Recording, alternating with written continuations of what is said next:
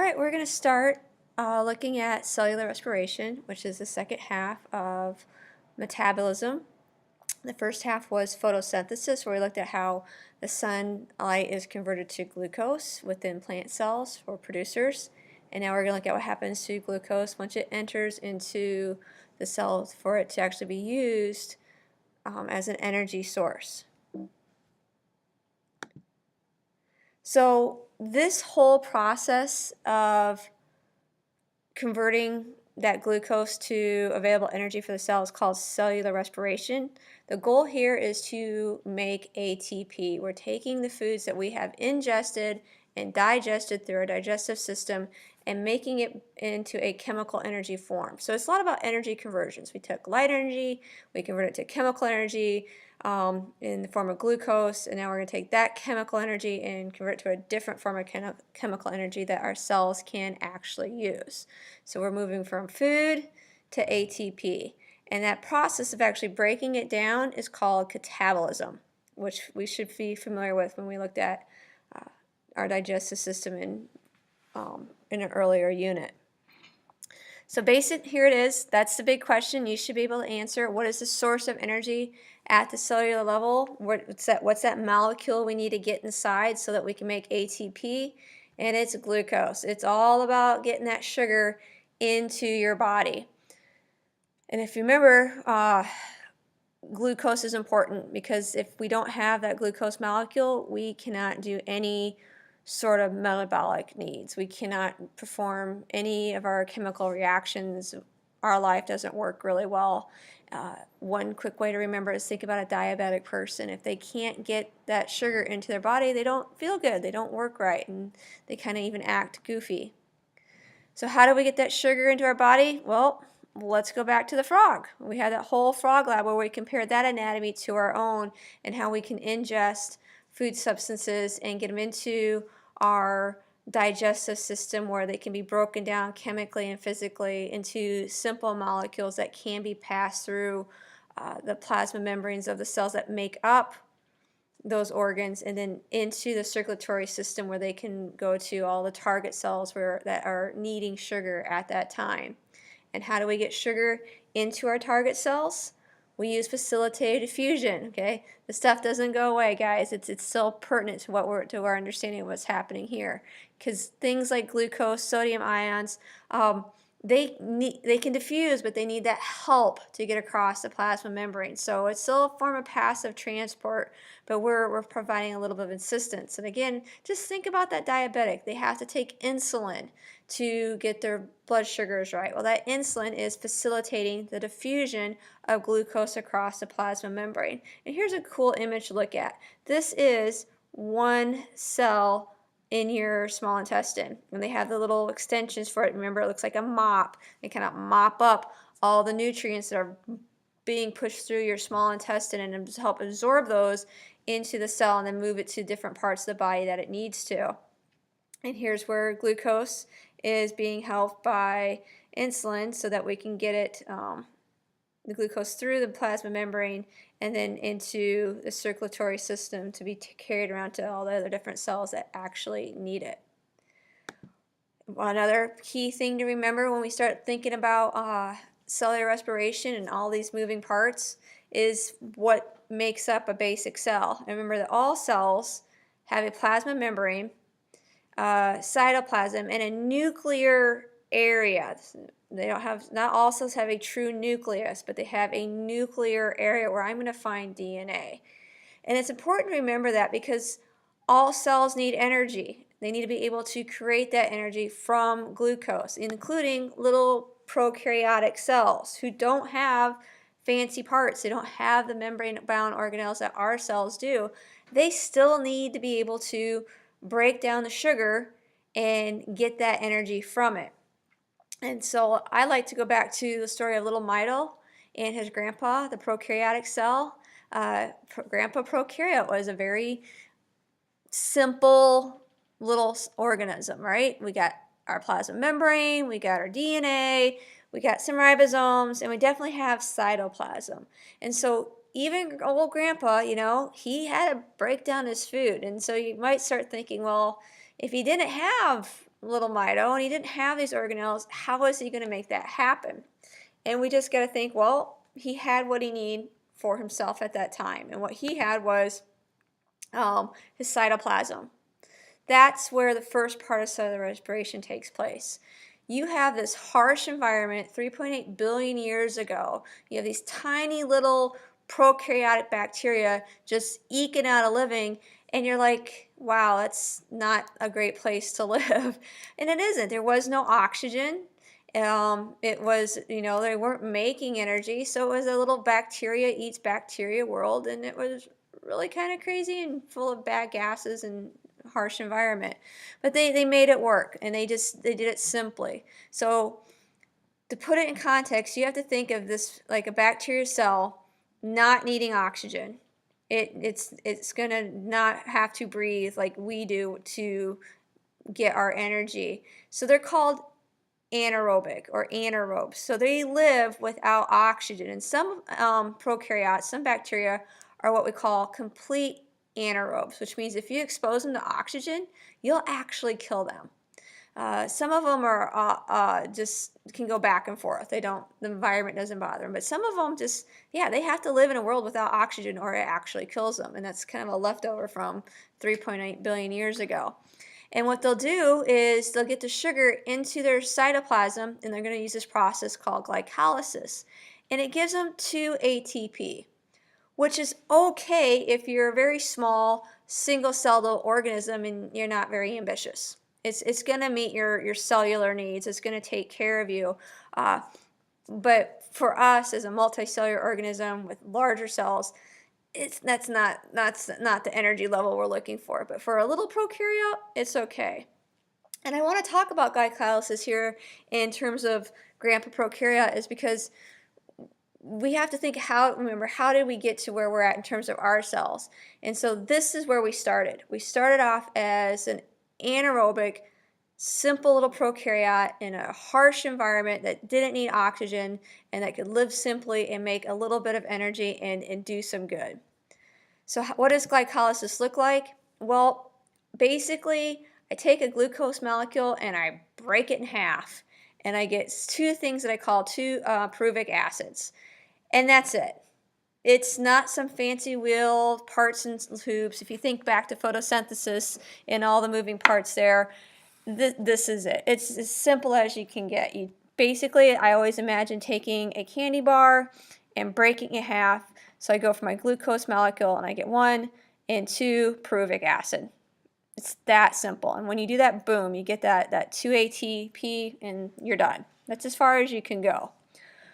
But we know that over time and with the right circumstances and thanks to some mutations in DNA, we didn't stay simple little prokaryotic bacteria. Things kind of changed. Even in the context for bacteria themselves, they started doing some little add-ons. And one add-on that cells started doing, because remember that it was still a nasty environment, is something called fermentation.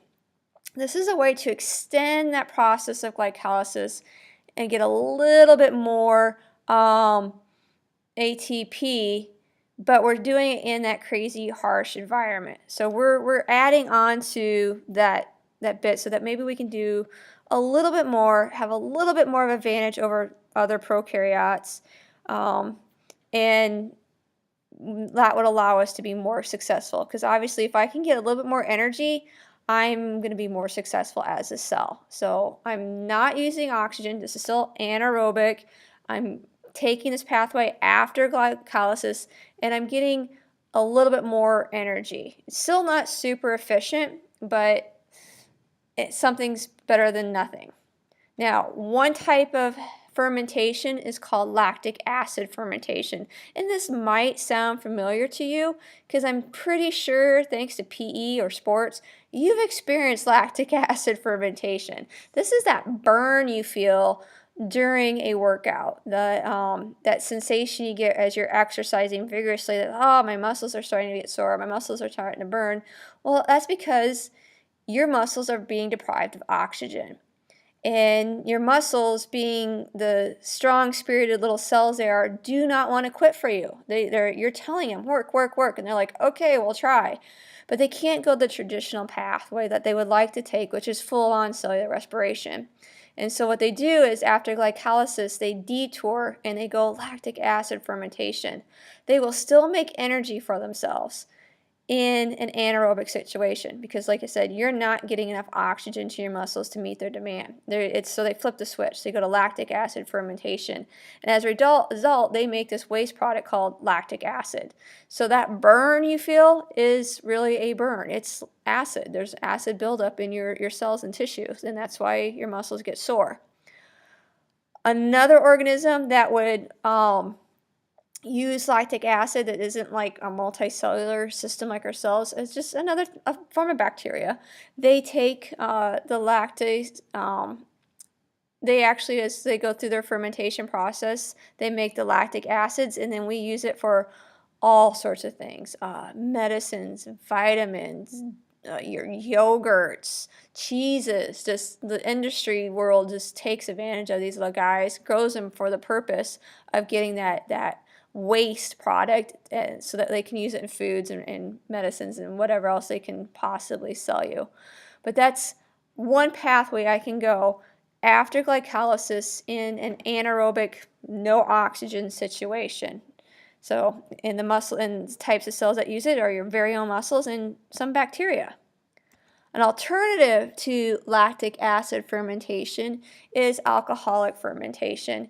And this is where you take something like a single cell little organism, which is yeast. And yeast is actually a fungus. It's a little bit more evolved than this eukaryotic cells, so a little bit more evolved than prokaryotic cells.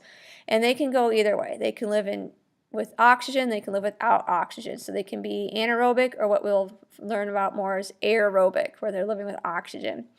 And what they do is they take the sugar pathway after glycolysis and they go alcoholic fermentation. And their waste product is ethyl alcohol. And we use them to our advantage. It's beer, it's wine, but it's also bread. So if you ever bake with bread, yeah, it's making alcohol in it. It's also making carbon dioxide gas, which allows the bread to rise, which is what we prefer. And the reason you don't get drunk off of your bread is because the alcohol burns off in the oven. It's kind of crazy, but it's true.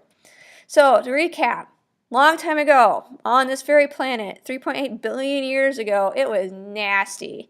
There was no ozone, there was no free oxygen, it was methane gas, hydrogen gas, CO2, just nothing there. So it was a bacteria eat bacteria world, okay? So we got Grandpa prokaryote living there, but he's getting by. He's going to use glycolysis. He's going to get this sugar in.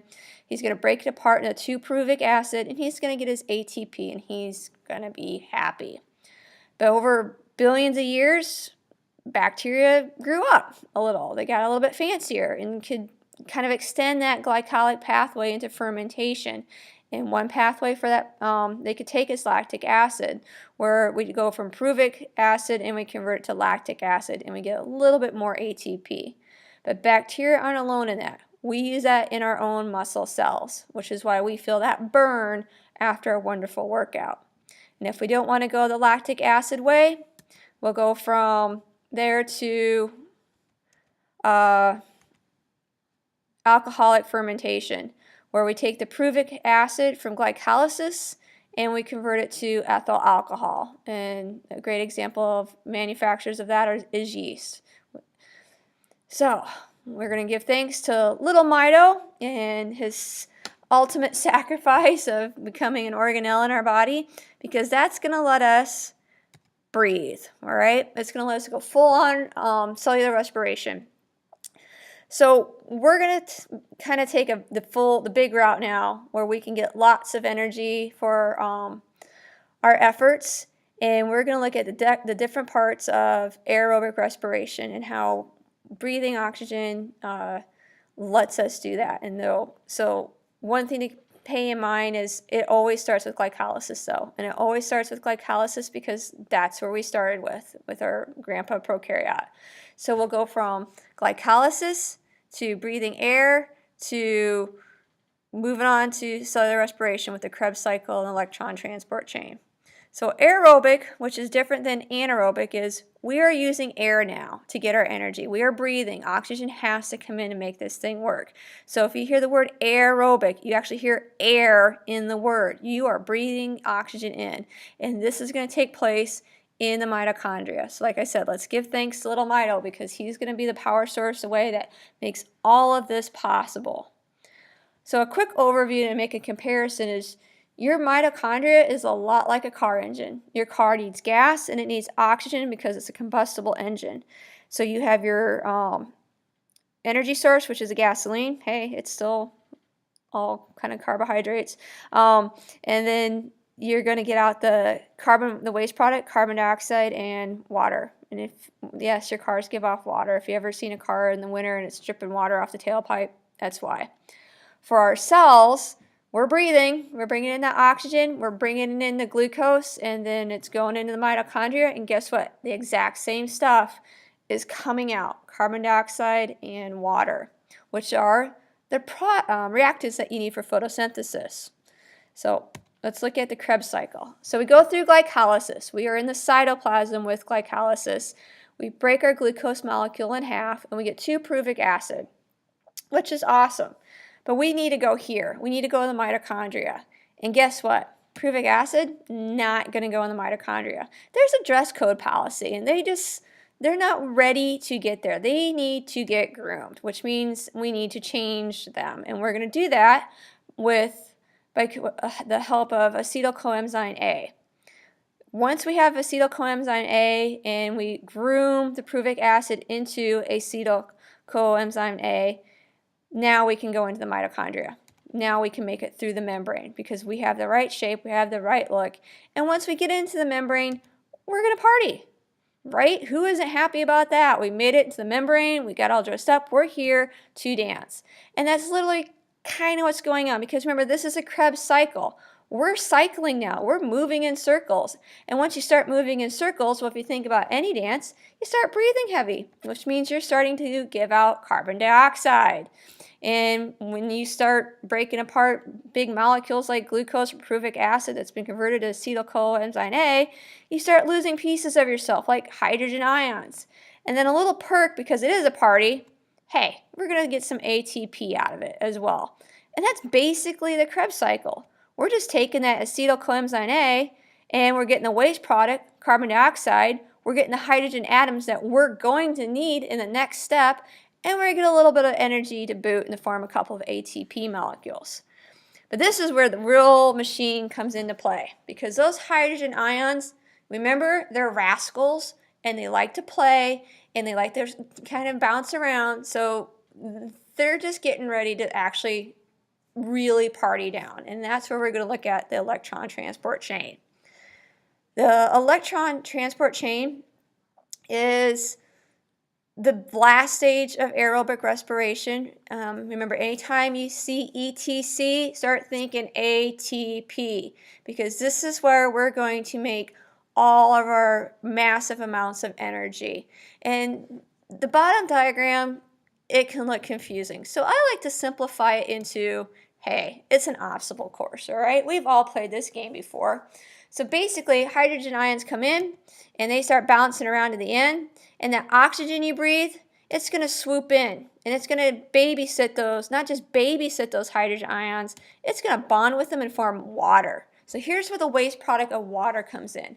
When you breathe out, you're breathing out water vapor. If you step outside in Iowa when it's cold, you're seeing your breath, and that's where that water comes from. It's a waste product of the electron transport chain because we can't have those crazy hydrogen ions just running loose inside our body. So that oxygen comes in and grabs a couple of them and goes. But the most important thing we get is all that ATP, and it's a lot. You may be asking yourself, hey, how much ATP do I get from one molecule of glucose? Well, you get 36 total net. We had to pay 2 in, we get a couple out here and there, but in the end, we get a net gain of 36 ATP, which you're like, ooh, not a lot. Come on, for a cell, that's awesome sauce. They are happy with that, and we're doing that with every molecule. And just think of all the molecules in something that you're eating. So your cells are like Yeah, they're doing it. They're doing it really well. So when you look at the big picture of this, your sugar goes in, your oxygen goes in, out comes carbon dioxide and water and the energy we need. And if you start making that comparison between photosynthesis and cellular respiration, you can see that what we make as waste products for cellular respiration is what photosynthesis needs for reactants, and what the waste products photosynthesis makes are the reactants that we need for cellular respiration. It goes back and forth. Now, we talked a lot about lactic acid in muscle cells, and basically thinking about your muscle cells kind of really rings home this whole cellular respiration process, because that's where the most obvious part of our body does work. And if we look at our little muscle cells, I compared them once to a caterpillar kind of shape because they look like they could scrunch up. And yeah, they're built to scrunch up. Another neat bit about muscle cells is they have more than one nucleus, which is kind of crazy. It's true, but they do. They have more than one nucleus. I don't know why. Oh, they just must need to be extra smart because they have all that work to do. But they do. They scrunch up. And the thing that lets them scrunch up is that they're made out of these things called sarcomeres. And so this is where you bodybuilders, weightlifters, athletic types need to pay attention. This is where the protein supplements, those shakes and things you're taking actually go to work, because your sarcomere is made out of two different types of protein filaments. A filament is just, imagine like a thread. And so there's two different types of thread in there. One's called actin and one's called myosin. Now, actin is the thinner one, okay? Myosin is the thicker one. And what they do is they lay over each other kind of like a sandwich. And when they go to contract, basically the actin is kind of slid over the myosin filaments. And to get that whole thing to actually function together, you need ATP and calcium. So milk does do a body good. Both of those have to be present to get those filaments to the actin to slide over the myosin. Now, exercising has huge benefits on the body, as we all well know, but have you ever thought about what it does beyond your body? We're going to look at that, okay? If you don't work out, your muscles have no demand, which means there's no stress on them, and there's no need to have a lot of those protein filaments like actin and myosin. So you will actually lose those protein filaments in your muscle cells, and they get smaller. That's called atrophy. On the opposite hand, when you work out, you are creating stress between those filaments, and your cells will know it. And they'll like, hey, you're stressing me out. I can't do my job. And so they're going to start making more protein filaments. And so you're going to increase your muscle mass, which is called hypertrophy. So strength training will make your muscles bigger because it's increasing the actual number of protein filaments or myofilaments. Myo means muscle. Again, filaments means threads. So the muscle threads, actin, myosin, the thick and thin fibers, you're going to add those to your muscle cell. You're not adding muscle cells. You're adding the proteins that make up each individual muscle cell. It's going to make them bigger. If you do endurance training, or hey, aerobic training, here's that air word, you're going to force your muscle cells to be able to sustain that exercise over a period of time. And to do that, I need to get oxygen there. And to get oxygen there, I need my circulation, my blood to get to my muscle tissues. So I'm going to actually start increasing the blood vessels to my muscle tissues. And then inside, remember, mitochondria have a certain size. We're not going to get bigger in size in terms of mitochondria, but my cell's pretty smart. It's going to actually start making more mitochondria, so that the more mitochondria I have, the more ATP it can manufacture, and the more I'll be able to keep up with these workouts. So if I want to go run a 10K, 5K, whatever race, my cells can keep up with the ATP supply because I have increased the number of mitochondria in my muscle cells. One side note, muscle fiber, the last word in the sentence, Muscle fiber and muscle cell are the exact same thing. So if you see that, don't get confused.